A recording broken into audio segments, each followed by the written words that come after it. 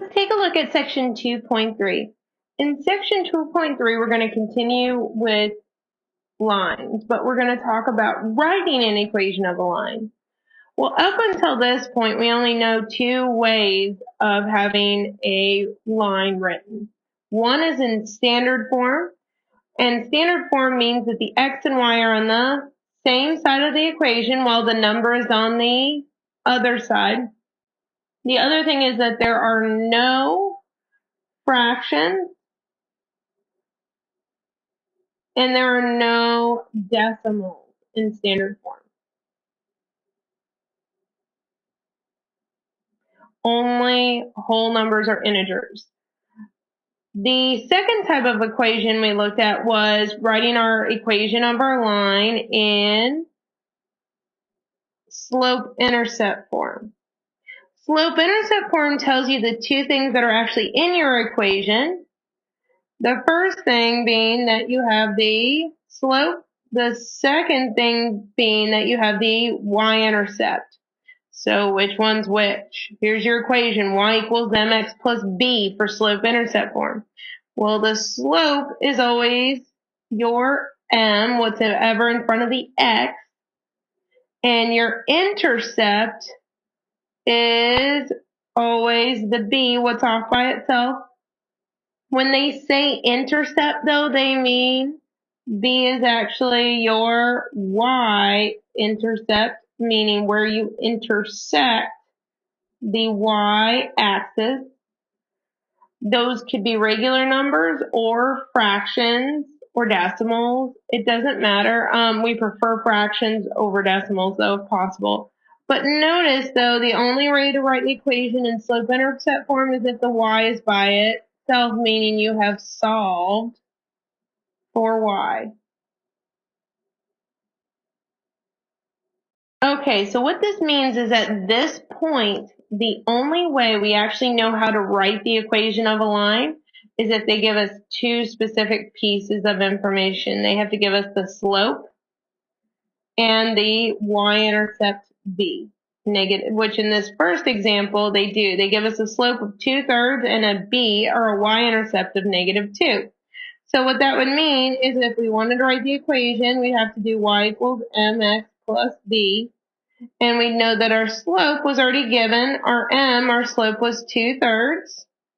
So you'd start out with y equals 2/3 x. And then they did tell us what our b, or y-intercept is. And this one, the b, or y-intercept is -2. So we'd replace that plus b with a -2. And then that would be our equation if they wanted it in slope-intercept form. So that's only if they want it in slope-intercept form. Problem. In this one, they also want us to give us the equation of the line, but also in standard form. But I've got it in slope-intercept form. I can put it in standard form. Remember, that means I shouldn't have any fractions or decimals. So what is my problem with my line that I currently have right now? And is that it's got a fraction to start with. So to get rid of the fractions, well, fractions mean you've got division by something. Division by what specifically? Well, we've got division by 3. So how do I get rid of dividing by 3? I'm going to multiply each and every piece on both sides by 3. So let's multiply each and every piece on both sides by 3. So let's see what that does. So that gets us a 3y on the left equals, well, we did it so that this would cancel out the bottom part of the fraction, leaving us with just the, let's see, just the 2 and just the x, which would leave us with a 2x, minus this last piece is a 2 times 3, which is 6. So we're pretty close here. We've got no fractions. We've got no decimals. Now we just need the x and y on the same side, which means I need to move the 2x over with the y. So, well, it's a positive 2x, so I'll do a negative or subtract 2x from both sides. And that will give me a, let's see, a negative 2x plus 3y equals negative 6, which is a perfectly fine answer. I would definitely take this on a test. The problem is my math lab doesn't like it if the first term on an equation is negative. So how do you get rid of that? Well, if you want to switch all the signs, what you can do is just multiply the entire equation through by a negative 1. What will that give us? We multiply the whole equation through by a negative 1. That will turn that negative 2x into a positive 2x. Be careful, it'll turn that positive 3y into a negative 3y. And it will turn the negative 6 on the other side into a positive 6. So this is the answer that my math lab would prefer only because the first term is positive. Technically, the answer negative 2x plus 3y equals negative 6 that we got first is absolutely fine too.